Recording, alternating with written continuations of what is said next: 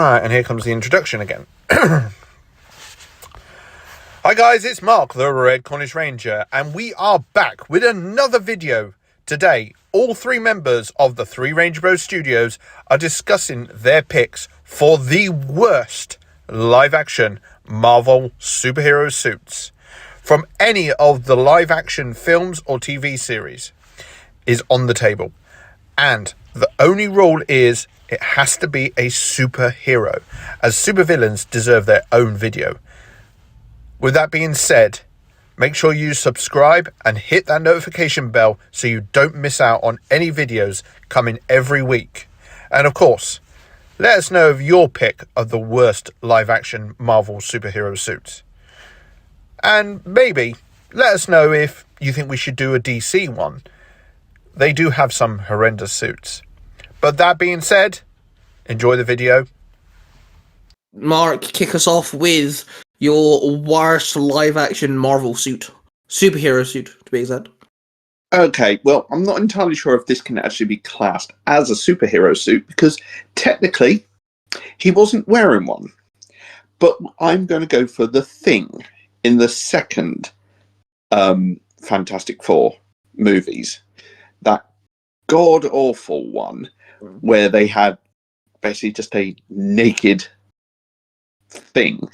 And let's not even talk about the rest of the costumes. I mean, you know, there is a certain amount of accuracy in a lot of the Marvel films.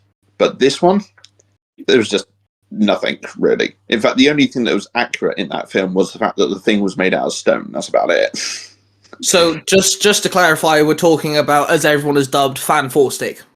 Yeah. Right? Yeah, okay. Just thought I'd clarify that, because some people don't understand what you mean by second film, because the first two films had, Yeah. But yeah, okay. I agree. Yeah. The Fan Four Stick didn't have any color to them. They were very dull and boring. And the Thing, yeah, there was no attempt at any accuracy whatsoever.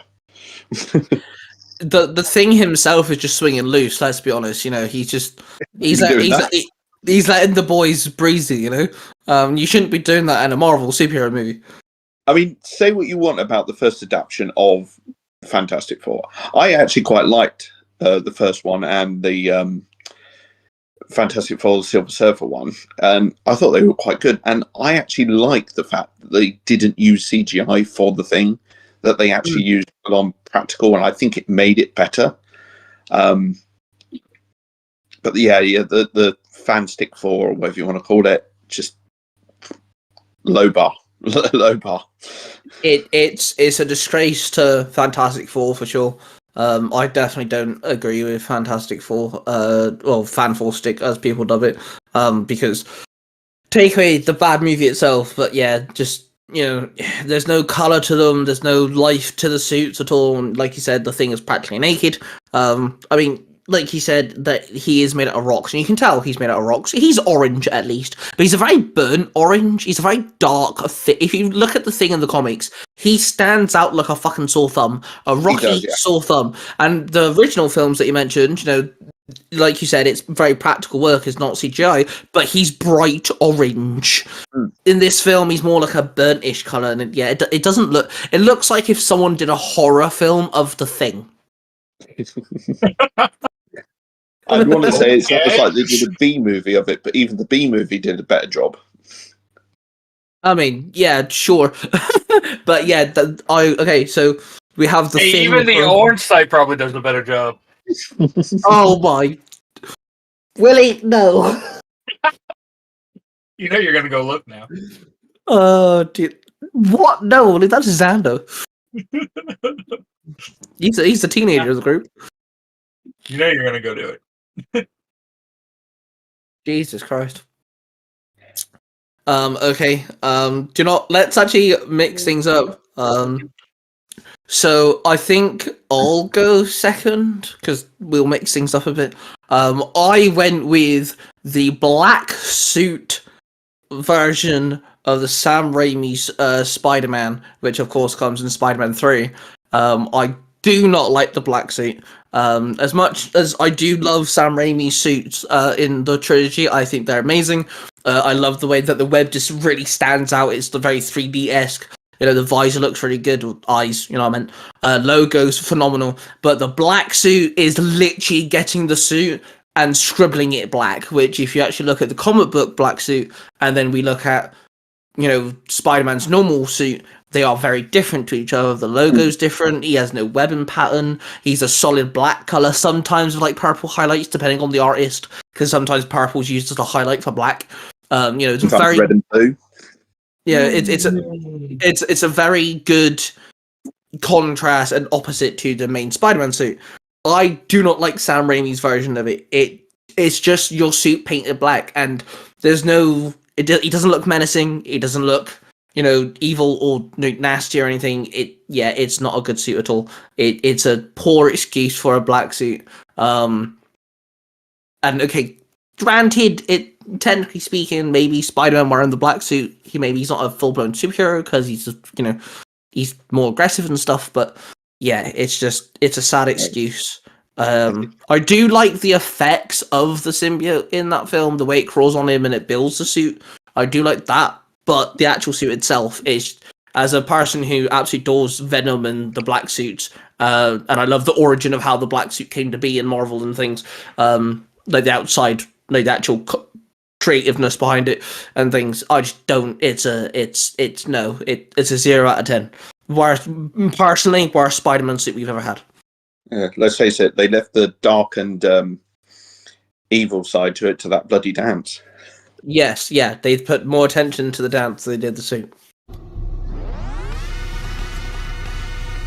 Why?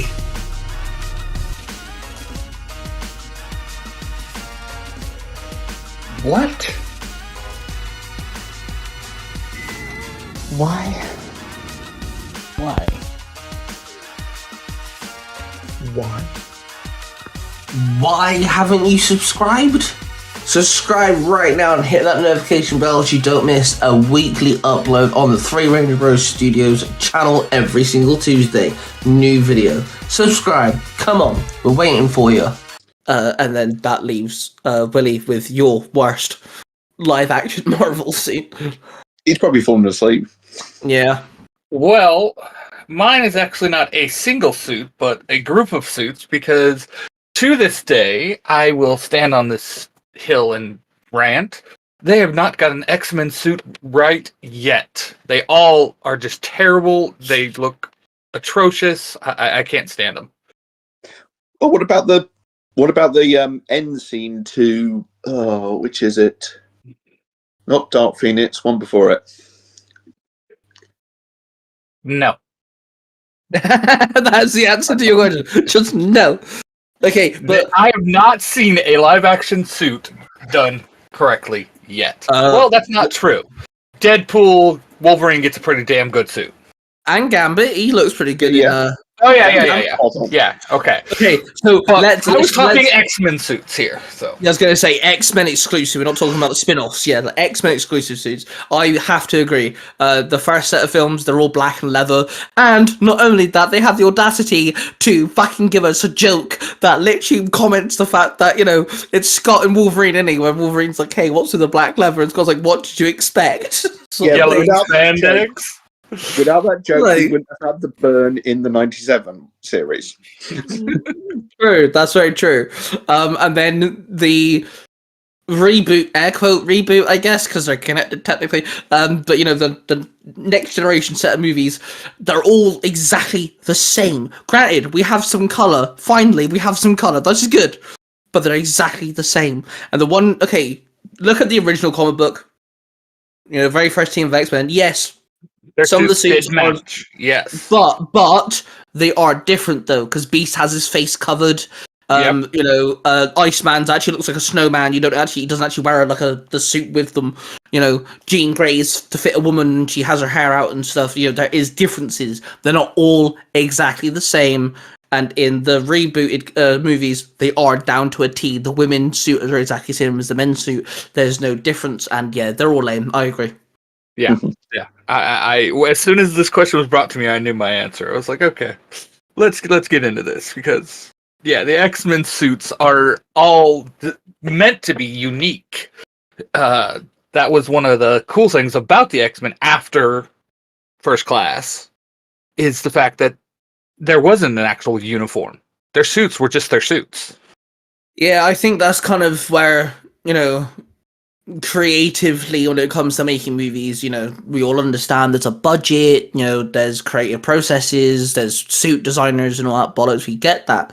But the fact that you completely ignore, maybe not Black Suit Spider-Man, maybe my choice doesn't count in this, but both yours do, the Fantastic Four from Fantastic and the X-Men suits.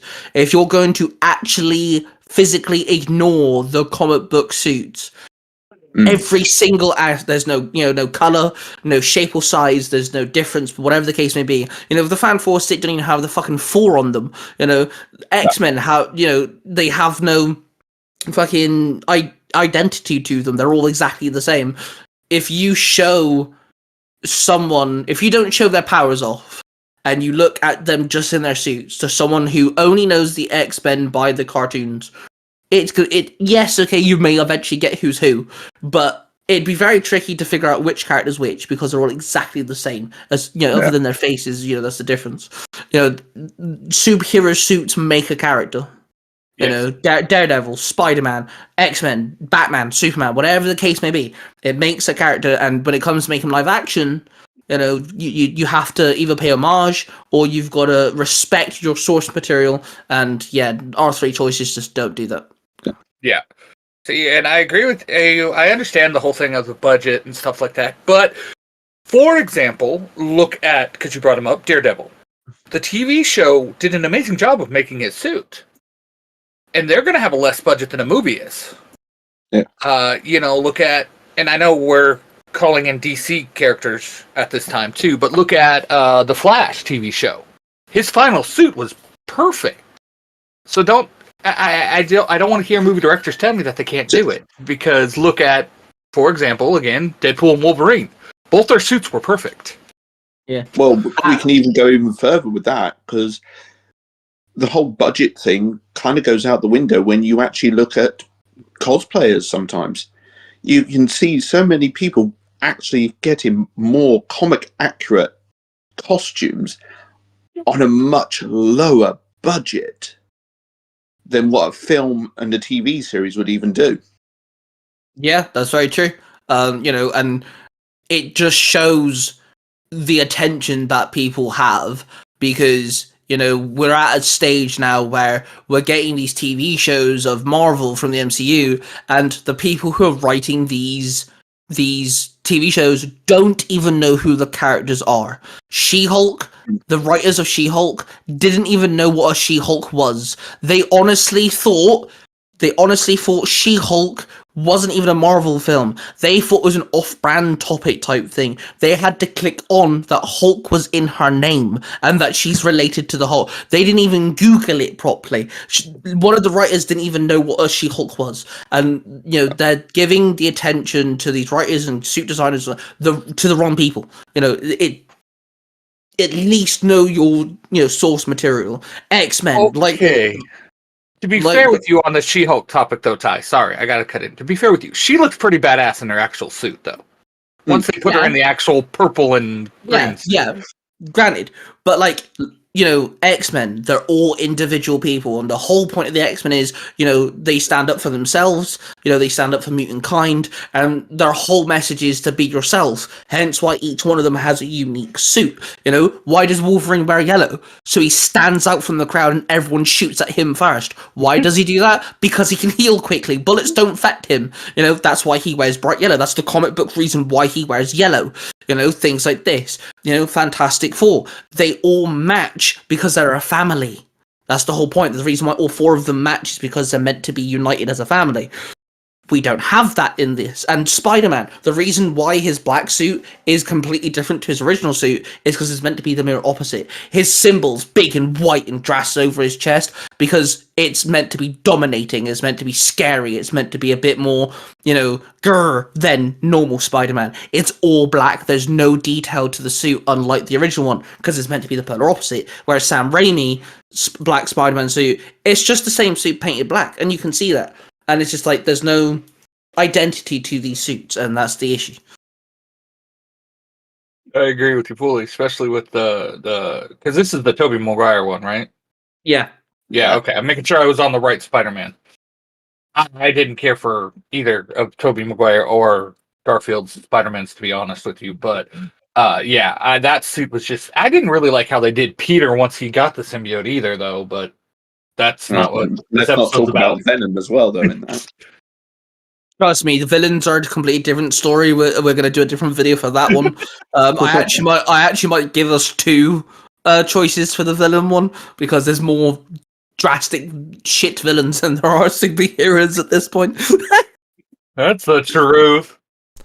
And there we have it, folks, another video done by the Three Ranger Bros Studios. I hope everyone is enjoying the content that we are producing, and we decided to dive away from Power Rangers. Power Rangers is the reason why we all know each other, but we did want to do something a bit different, and I hope you guys are enjoying the variety of content on the channel. There will be some different videos coming out soon. We do obviously dive back into Power Rangers, but we've got some interesting and different videos coming out, so keep an eye out for them. Also, check out the podcast that is related to this channel, the Three Ranger Bros Studios. It drops here on the channel, but also drops on podcast platforms as well. It's called Within the Writer's Room, where me and Cosplay2337 talk about our audio dramas and expand them in multiple different ways, creating new stories, expanding stories, and all sorts of stuff. We're doing this for you guys to listen in on, but not only that, it helps us actually keep on up to date with Tiger Tales, the YouTube channels, and all of the podcast platforms that Cosplay Dude has. And of course, if you want to hear me rant on about other geeky subjects, movies, TV shows, video games, and comic books, whether it's top 10s, reviews, rambling on, making discussion topics, and all sorts, check out the channel called Level 5, where you'll see me do exactly that. With that being said, of course, subscribe, hit that notification bell, and we shall see you guys every Tuesday.